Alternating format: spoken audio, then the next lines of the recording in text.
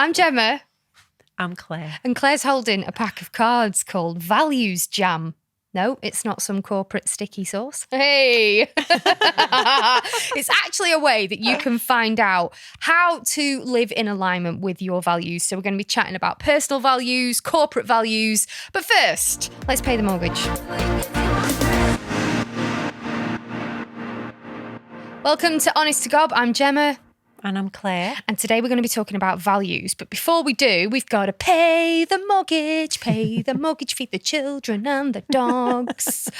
My name's Gemma and I pay my mortgage by being an author. So I write books about self-discipline, stopping procrastinating, basically pulling your finger out and getting stuff done. You can find out more about my books and me at gemmaray.com or just search for my name, Gemma with a G, Ray, R-A-Y, on Amazon, and you'll be able to find my books there. What about you, Claire? How do you pay your bills?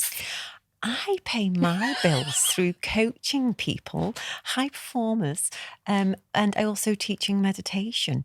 And I never ever remember my handles. I'm really shit like that. So let me start again. I'm Claire Morton and I'm a high performance coach and meditation teacher. And I teach high performers or stress heads and overachievers to shed the burnout, become balanced and stress less. My Instagram handle is _purpose pusher. I'm on Facebook as Claire Morton and my website is thepurpose-pusher.com. So you can find me and my products there. Currently, I have an offer on Black Friday deal, Stress Less 50, if you want to purchase my Modern Meditation 14-day course. I think this might be going out after Black Friday. So is that code still going to be valid? It's still going to be valid for just for podcast listeners. Honest to God podcast listeners, yes. But we'll put it in the show notes. Yeah, we'll put it in the show notes for you. Right, thanks for that. Thanks for that. Did you see me change my voice? Yeah, because I was all nervous and feeling funny about selling stuff. Hi, I'm Claire Morton and I hate selling myself. And maybe I'll go into voiceovers. Yes. Why do we find it so hard? And we've done a whole podcast episode on this.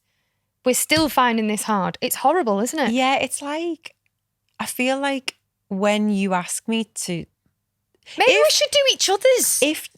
Okay. And if you said to me, tell us about what you do, but because I say, right, okay, it's time to pay the mortgage and it's time to sell, I think it's the association with sell. And I go, oh, I'm throwing something at someone.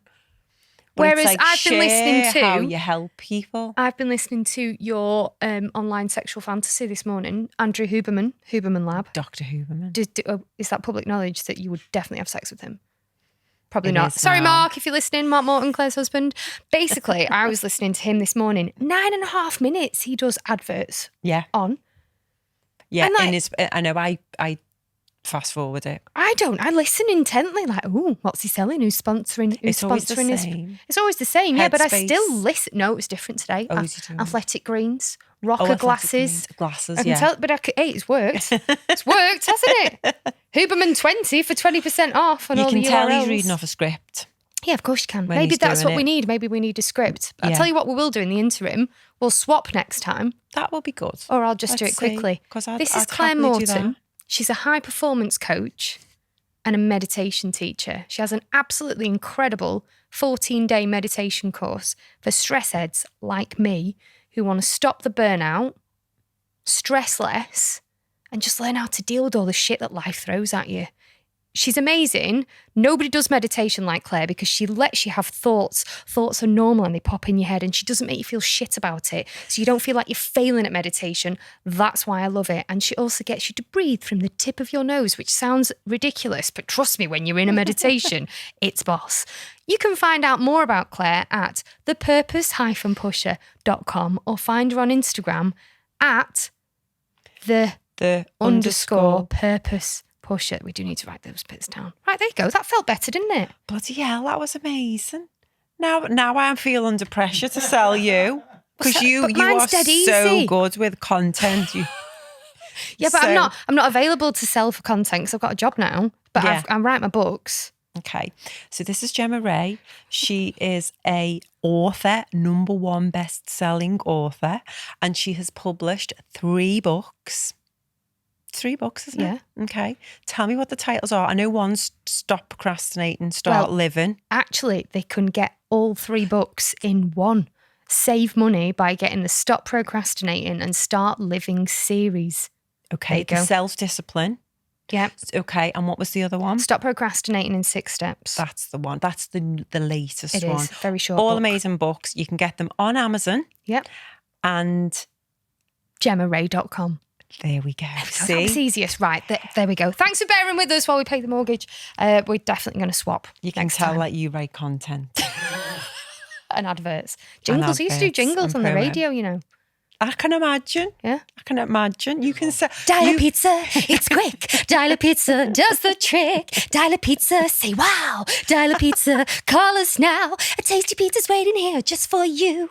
Choose your toppings and your base is what you do. Come and collect it from our store or get it piping hot straight to your door. Yeah, those. I still remember that. See that the way that's still there. It's still in my head 15 years later. Is Dial a Pizza still going? Yeah, call St. Helens 811. I feel like I'm starving. You've made me think about food. Apologies. I need to get you to do my... Do you want a job? No, I've got one. Oh, too many hours already. Don't need any more. Thanks. Boundaries, yes. Right, so we're going to be talking about values on this episode. Yeah. For anybody, go on. What are you saying? Before values, we're doing our Gobbing off, our feature. Dead good at remembering this, aren't we? Yeah, I know. We forgot with our You do the gob off this week. What's pissing you off? What's twisting your tits and getting sand in your vagina? Let me know. Okay, Gobbing off today, and I don't know. I know that there will be people out there with this thing, and I know that you have something to say on this. But when you put something on the stairs at home to be taken upstairs, it's on the stairs, you put it there and you go, when I go up the stairs, I'll put that piece of clothing there, or I'll put, whatever it is, that hairbrush there to go back up to the bathroom. So when I go up the stairs, I'll see it and I'll take it upstairs with me. So every time I go upstairs and there's something on the stairs, I take it upstairs with me. Nobody else in the house does it. They walk past it. Even at the top of the stairs, so you might leave stuff at the top of the stairs to be brought down, and it's still at the top of the stairs unless I bring it down. Does anybody else have this problem? What's your take on this, Gem? I don't have this problem for 3 reasons. Okay. Number 1, my dogs lie on the bottom 2 steps. Okay. So if I was to put any kind of clothing on the stairs, they'd end up with dog hair on. So I don't bother. I get that. My clothing doesn't make it from the utility room. It just stays there in massive piles until somebody needs something and then pulls the stuff off the piles, and then it goes back into the washing. Drives me insane. Also, my stairs are really narrow because I live in a cottage. Yeah. So there's not actually a lot of depth on the stairs to put stuff on it. In fact, the stairs were so dangerous. That's the reason why we have the house, because the previous owner of our house fell down them and died. Oh, really? I did not know that. So that's why we moved the stairs, because the way they were before, I fell down them. People with little feet. Yeah, I fell down them. My kid fell down them. Kevin, the dog, fell down them and hurt his shoulder. Yeah, so we smashed them to bits and then we moved the stairs. But because of the way the house is, because it's a cottage, they're dead narrow, they're dead steep, the tread is... so you don't have So that I don't problem. put stuff on the stairs because there's not a lot of space to put stuff on the stairs. Not even on the stairs, at the bottom of the stairs? That's full of dog hair, so I won't put it there. You see? Okay, I'll let you off. So you don't No, but we have pain. a side of shit instead. Yeah, okay. So in the kitchen, all the shit gets left on the side. It drives me mad. Yeah. But I only notice it when my mum's on her way round. Like, it's invisible all the rest of the time. And then I get the call, Mum's on her way round. It's like, oh my God, look at all this crap everywhere that was invisible 5 minutes ago. And then, you do the 10-minute tidy up. Yes, before people come round. Like, honestly, sometimes I need people to ring me and lie and say they're coming round just so I do the 10-minute panic tidy up. Scrub the toilets. Yeah. Get rid of the dog hair on the bottom step. Invite people round and that gets you to do stuff. That's what I do, because I've been doing my in-person meditations, haven't I? The new moon and the full moon ceremonies. And Mark said, I'm sorry about doing this in the house, because the house has got a lot of space. And Mark says, I like it because it gets us to actually do something cleaning and tidy, because I haven't had a cleaner since COVID, so I need to sort that out as well. But yeah, that's my gobbing off for today. Putting your stuff on the stairs, and for you to be the only one to take it up. Does anybody else have that as a problem? I need to get over myself. No one's ever going to do it. So I did see a tip actually on Instagram. You know, you can get those little small plastic boxes. They look nice. They look like they're woven baskets, but they're not. I know, They're plastic. Yeah. And you can get them and you can label them. So you'd have like Danny, Josh, Mark, Claire. Like it. And you can put stuff in their box. And then you know who's not taking their stuff up. Because I think sometimes as well, so let's say there's a hairbrush on the stairs and there's something else. If it's Josh or Danny, they might not know where to put it if it's yours, if it's your belongings or Mark's belongings. So if you put stuff in their respective boxes, they've got to take it up. Yeah. Because then you know who's doing it or not. Maybe that's a tip for you. It usually is their stuff anyway. But I think, for it to be clearly labelled, and then I can say take your boxes up. But whereas I would take everyone's up, they just would take their own up. Not teamwork, you see. But at least if you get a few boxes out of the way, Yes. it's not going to piss you off, twist your tits, get sand in your vagina as much. Yeah, it does make me get sand in my vagina. It really does. But I need to let go of that. Let it go. Meditation helps. It does. Yeah. It does. Right, gobbing off, done. And if you have got a gob off, by the way, we are requesting gob offs. Find us on Instagram at Honest to God Pod. You've only got 60 seconds. You might want to disguise your voice or your name. Send us a voice note. In doing so, you agree to let us play your gob off on the podcast. Please do join in because it's funny. Such a good idea. Yeah. Voice Feel notes. better getting it off your chest. I'm gobbing off. Right, values. We've wanted to talk about values for ages because before we get into it, what do values mean to you? Values to me are things that I value in my life. So, for example, kindness is something I believe in, is a value of mine. Courage and being brave is a value of mine. Family and being with the family is a value of mine. So the things that are valuable to me in my life. So people have different values, depending on, how they were born, the personality, the family they've grew up in, the people that they've mixed with. We all have them, but we might not necessarily talk about them because, again, being in the world of personal development, and even I was introduced to values a long time ago. When I go back, it was in the brownies. No and we had way. stuff like that in the brownies. I can't remember what they were. Did you get a badge for it? Got badges for them, yeah. Did you have a brownie uniform that was brown? I had a brownie uniform that was brown. You're as old as me. I think I'd been in brownies for about... Why are they not? Do they not have brownie uniforms? No. In the yellow tie. The little yellow. Like mine was like poo brown. Poo brown. Diarrhea brown. Horrific. And then you had a little like elf. That's right. Like embroidered on your left pocket. Brown socks, brown shoes, brown hat. Just look like boiled and a little shit. a little yellow thing. Well, then I think I'd been in the brownies about a year, and then they like modernised and they got yellow sweatshirts and brown skirts. They grew up and modernised. Well, we went to brownie camp one day, me and my friend Lynn. You know Lynn Leonard, Lynn McKenna. And it was the worst thing that's ever happened to us as children. They would not let us phone home. We missed them. We couldn't phone home for a week. It was before mobile phones, so they wouldn't even let us go to the payphone to phone our mums and dads who we really missed. And the food was awful, and we had to do like the brownie promise. It was just horrible. And me and Lynn still talk about it. And then ever since then, I never went back. But we did actually wear the t-shirt and the shorts on the brownie holiday. And then, I've never looked at brownie things since. Because it was traumatised. You've got brownie PTSD, that's what you're telling me. Honest to God. Sorry for laughing. Honest to God. Me and Lynn still can't even talk about it to this day. Because you must have been, what, 10 or 11? We were about 10. Yeah. And it was horrible. It was all full of rules and regulations, and it's not what you would think the brownies would be like, because if they had proper values, it wouldn't have probably been like that. They were not living in accordance with the values. So that's probably the first time we talked about values. And I know my secondary school, St. Julie's, had values. All of the organisations I've worked in, John Lewis, QVC, always had organisational values, and their values did resonate with me because it was always about serving. It was always about honesty, loyalty and innovation, stuff like that. So I've got a big dry spot in my mouth now. I need some water. That's the brownies, isn't it? It's PTSD. Honestly.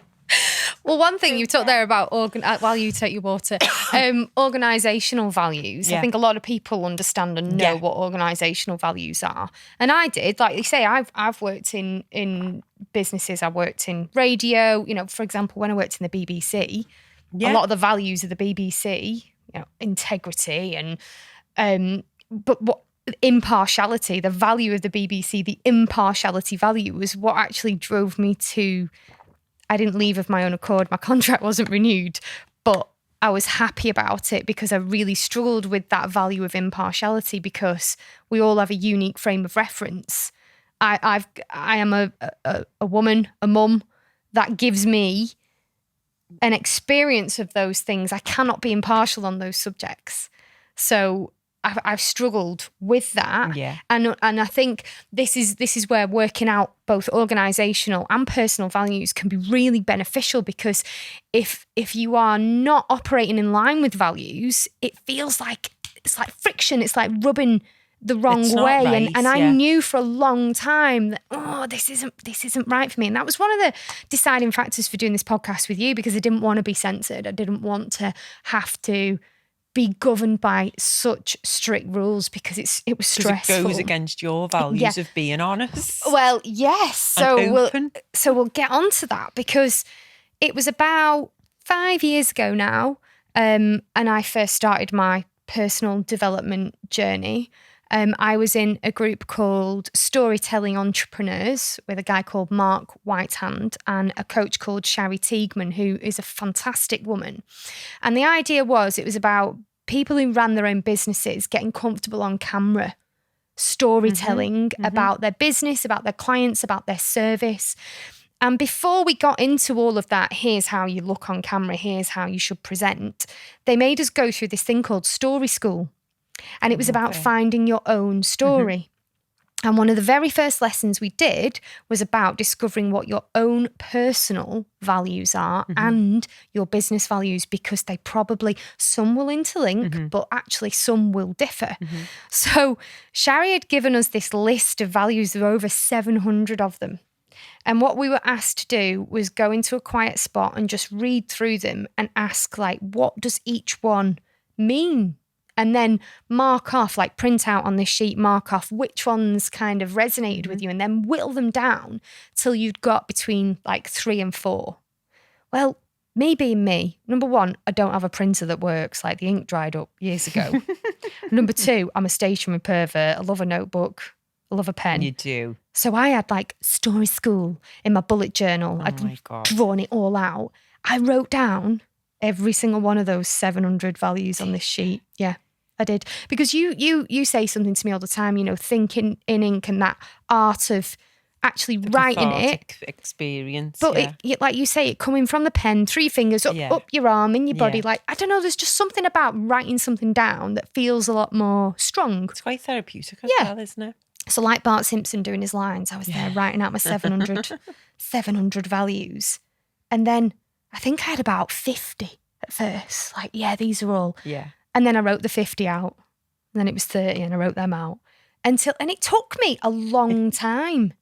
It took me a long time. It's a drill down process, isn't it? Yeah. So at first, this is back in 2016, I deduced that my values were truth, fun, positivity, and family. Okay. And this is probably going to sound awful, what I'm going to say. So they were like my 4: truth, fun, positivity, and family.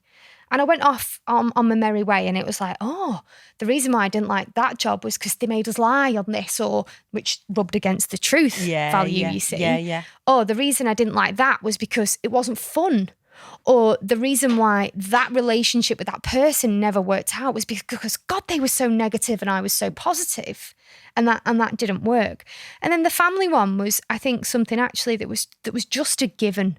Like, of course, everything I do is for my family. But I'm also a bit of a workaholic, and quite often I quite like to not be with them. Yeah. And I feel a little bit ashamed saying that, but I need time on my own as well. Yeah. And then I did another like personal development thing about a year later. And we were in this hotel, and all of the hotel walls were giant whiteboards. Like all of the wall was just a giant whiteboard. You must have had orgasms. I was all like, kinds of pens, fuck me, stationery. yes, give me the dry white markers. Let me get my shit on that wall. And so we were each given this like whiteboard panel to write down our like lots of things. And Brilliant. one of the things we wrote were our values. And I wrote mine: truth, fun, positivity, family. And the guy who was facilitating the course looked at them and was like, that one's not right for you. It's everything you do is for your family anyway. And so you will still stick at something that's shit or difficult or hard for the sake of your family. Like if it rubs the wrong way and it feels like it's a clash, it doesn't matter. You're still doing it for your family. So I don't think that one's right. Needs to be in there. I think that's just something you do as a given. Yeah. And he said, do you know what it is about you, Gemma? It's expression. As long as you are expressing yourself in some way, you are happy. And it was like, what is it? Is it Step Brothers? A lightning bolt hit the tip of my penis. Like light bulb moment. Like, oh my God, you're absolutely right. If I am singing, dancing, writing, journaling, talking, expressing in some way, shape or form, I am happy. And that underpins every single one of my jobs that I've ever had. So that for me was how I came to find like that magical fourth value. And they do govern and guide absolutely everything that I do now. And I was working in a role where, I'll be honest, I was doing it because we were renovating our house. I was self-employed at the time. I had like 48 hours to find a full-time employed job to be able to have pay slips within the right time frame to put in and remortgage our home and pay back the ridiculous amount of debt that we'd accrued remortgaging this house. And I was really lucky that I was consulting for a client at the time and we got on really well and they let me come in as a full-time employee. And I am so grateful for that. Don't get me wrong, I'm so grateful. But I did like a year and very quickly it was like, oh, why is this not working for me? And it rubbed against the truth one, because sometimes we were being asked to not tell the truth, and that I don't like that. I don't like not telling the truth. It wasn't fun anymore. A lot of it wasn't very positive. And I wasn't able to express myself. Going back to the kind of the truth and the expression one are quite interlinked. And that was the point where I knew, like, no, I have to go. I can't stay because this is not in line with who I am. And I was getting on a Sunday that fear of, oh God, I've got to get up tomorrow morning. And so that's my story of values. What's yours? Whenever you get that feeling and that's just, you need dread to go. My story of values, again, organisational values, huge. And I know, again, I've mentioned waiting for QVC, the shopping channel, really educated me on checking in with myself and who I was, and working in HR and onboarding people into a business and seeing that right in front of me, that we've employed these people. And in the recruitment process, we talk about the values. We asked everything around, where customer excellence would fit in with, how do they see it? And you'd recruit people based on the values, and then you could see them within the 2 weeks of the training who actually must have lied in the interview because the values were just not apparent, and who actually really were in alignment with the business values. So I didn't really explore my personal values. I just knew that it felt right working at QVC because those values were mine, and I loved working there. And then I moved and I went into a different line of work, into social housing, and we had values there as well.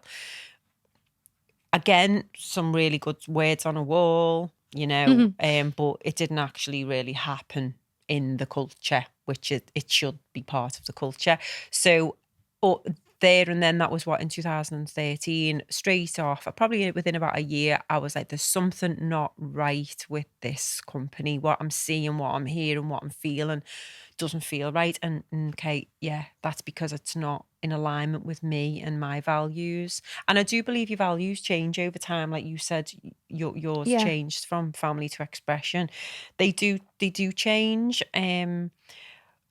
But you do have some core pieces there. And part of mine was I had to leave that place 5 years ago because honesty and integrity were two of mine. And I felt like, as the learning and development business partner, when I'm on board new people into the business and I was telling them about the business and the culture and talking them through the values on the induction slides, and I was just like, I am lying to these people. Even though there was amazing people in that organization, there was part of it that was not right and it was quite toxic. And I did speak to my manager about it, and she was like, I totally get where you're coming from. So I had to leave. It was like, I've got to leave. Part of it was because I was not living to my values, and part of my values is about helping people understand their potential and helping people to see what, find their dreams and letting them know that they've got choices. It's all about insight for others. And I just wasn't doing it there. So I left and started my own business. And then that's when I really got into, okay, there's my personal core values and there's also my business values, like the founder's values of the business. And they're not necessarily the same, but they're similar. So I do separate the foundation, the founder's values of my company. And then there's Claire Morton, the person values as well. They slightly cross over. So yeah, I've been working with them for a long time. And everyone who I work with and coach, corporate or individuals, I will ask them what their values are. Do people know when you ask them that question? Some people do. But how I work it is usually give them a list of values, because some people go, oh, what's examples? So I can reel them off or go, there's the list. Mm-hmm. What resonates? What do you feel that are important to you? What do you feel that are not? Just cross them out, circle the ones that really stand out for you. Then I also ask them to think of people that they really admire and who they really resonates with them, and what is it about the person that they admire or are inspired by? What values and characteristics do they have? Because usually that's what could be yours. Then they'll come up with like a list of maybe 20, 30 like you did, and then you start comparing them to each other. So you'll go, okay, well, fun or family. So, and then they'll pick one over the other, so you can eliminate. That's clever. That way. And part of it is going to, okay, well, if you're having fun and you feel joyful and you're having fun, then the family will feel that anyway. So yeah, mostly family comes out of it, and the more like what your expression, because if you're expressing yourself, you're being yourself, then the family are going to get the benefits of Gemma. I found a lot you can eliminate them and so that you whittle down to about 5 or 6. Because have you found in your experience, I have when speaking to people about this, that a lot of people will put 2 of these particular values, love and family. When in actual fact, that a lot of the time is foundational for most people. And I think if you can spend the time going in and looking at what your values actually are, and like I say, it is a bit boring.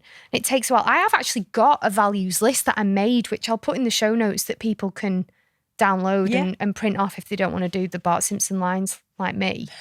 But I do think it's like, for me, when I realised that expression one, it was amazing. Can I ask, is one of yours both personal and business purpose? Yeah. Because that is, obviously, you've called yourself the purpose pusher. Your website is the purpose pusher. I know we've had conversations where I'm like, is that the right business name for you? Like, you should be going for modern meditation and all that. But I know that you, because you found your purpose and you've got such personal joy finding your purpose, that you want to help people find theirs. And I know, like, in particular, the work you've done in the past with men and coaching men, when and these men are a great example of, they do stuff, they'll buy, I'm generalising here, some of the men that I know we've discussed will buy the flash car on finance, get the big house, Because they think that's the external. It's the external, keeping up with the Joneses and all that with the other men. Yeah. They feel like that flat, the fancy watch, and again, that's fine to have, but not when you haven't got the money to finance it. But then it's that I'll be happy when syndrome. Oh, I'll be happy when I get the car. I'll be happy when I get the glamorous wife. I'll be happy when I get the house.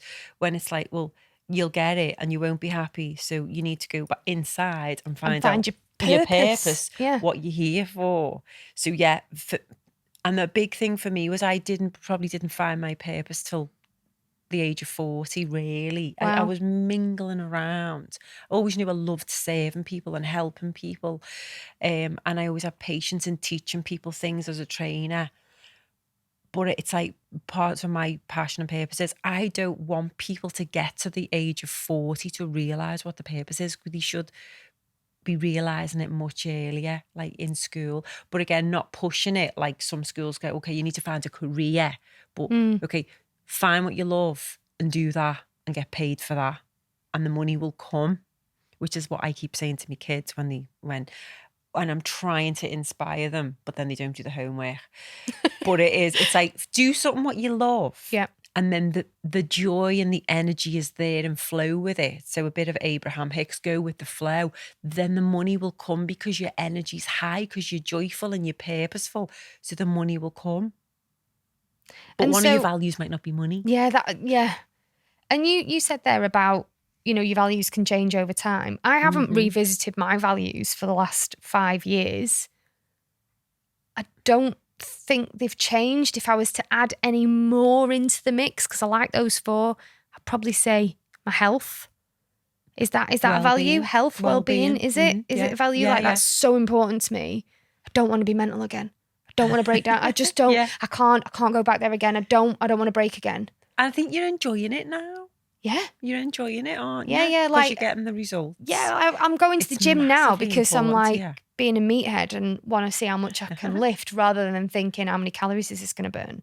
That's nice. That's a nice switch. But for you, like, when was the last time you revisited yours? Before this show. Literally. Today? Because I haven't had the time. Yeah, just before. And did anything change and come out of it? One of mine is integrity. Mm-hmm. Courage is one. I thought, you know what? Courage to me is probably what we've just been talking about in the other podcast around boundaries, but really important for me to be brave and have courage to stand up for what I believe in and purpose and who I am, and kindness, loyalty and compassion. Again, this was just a list. I was just writing down what came before, but I need to... Do you want my list of 700 things to have a look at? I need to do some work on it, yeah. Well, the other thing you might want to do is, I've brought these along today. These are, so you know me, I love stationery. Stuff. Basically, I love buying shit, much to the disappointment of my husband. And I love card decks. So I have lots of oracle cards. I have journal prompt cards. And these are Values Jam. This is a card deck all about values. And it's called Values Jam because it was inspired by musicians. So musicians will come together and have a jam, won't they? And you don't know what's going to happen or where the music's going to lead to. So these have been inspired by people's values. So the idea is that in these, there's cards here with different values on it. And then there's a joker card as well, which means you can choose one to discuss and talk about. So I think there's about 50 odd of them. Here, have a little shuffle. Try not to look at them because on one side is the name of the value and then on the other is the questions to ask. So have a little shuffle. Okay. So see the way that one's got something written on it? That's an actual value. So don't look at it. Just shuffle it. I'm not a very good shuffler. Can't shuffle. You won't be good in a casino, would you? No, I'm not very good in a casino. And while you're shuffling, you can find more about Values Jam. I bought these, by the way, they're not gifted. At Values Jam on Instagram, LinkedIn, Facebook, Twitter, and what's that one? Oh, Clubhouse. Anybody still on that? Must be. What are they? Right, so... Okay, what do we do? Just pick one randomly out of interest. Like, just not even look? No, don't even look and pick one. It'll be the right one. The universe will give you the right Loyalty. one. Loyalty, which I think... I said that, yeah, you said that before. Right, so pass me the rest of the pack. Go on, what do the questions say? Basically, the idea is... It's NLP'd up to death. Oh, is it? Well, What does the loyalty mean, look, feel like, sound like? And in normal voice. I didn't do that. I don't know, why do you do it? Because it's someone else's. What does loyalty mean, look, feel, sound like? Oh. So what does it look like to me? Loyalty looks like me. I suppose I link this to trust though. So me, if someone tells me something that's in confidence about someone else, obviously I won't say nothing to someone about, I wouldn't gossip. Yeah. No matter what happens, if you're my friend, I will look after you. I'm loyal to you. I'd expect that back as well for me. Oh, what does it feel like? It feels safe. Yeah. And what does it sound like? People saying to me things like, I've got your back, or I've got your back. I'm here for you. What are the other questions on the card? Just read them out. Where have you noticed disloyalty? Oh, it's everywhere. Loads of places. Relationships, in work, in organisations, in friendships. To myself sometimes. To myself. Yeah, and I'm not loyal to myself. Yeah, where we talk about making promises to ourselves and then we don't. Break them. Yeah. When have you experienced loyalty? Oh, again, a lot. So in friendships. Mm-hmm. So I think you're loyal to me, I'm loyal to you, in an open and honest way. The majority of my friends now who are in my life now, maybe not years ago, me and Mark now, mum and dad, family, certain family members, the dogs.